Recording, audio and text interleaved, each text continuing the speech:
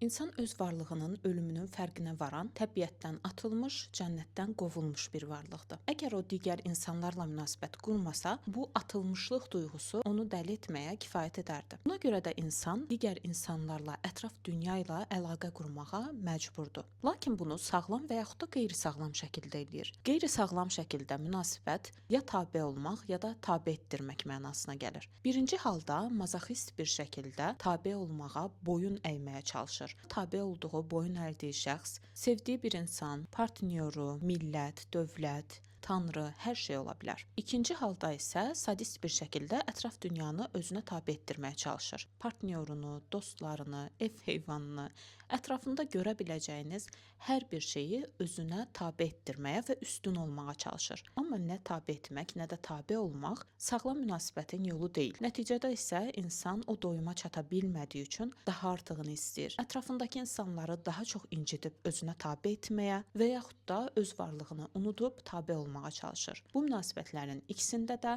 insan varlığının sərhədləri pozulur. Ən sağlam münasibət isə sevgidir. Erich Fromm'a görə sevgi öz varlığının bütövlüyünü və ayrıcalığını qorumaq şərti ilə digərləri ilə birləşməkdir. Sevgi tabe etmək və yaxud da tabe olmaqdan fərqli olaraq fəal bir münasibətdir. Burada diqqət, qayğı, məsuliyyətlə birlikdə fəal şəkildə bir sevgi formalaşır və bunların olmadığı zaman isə artıq sevgimizi itiririk.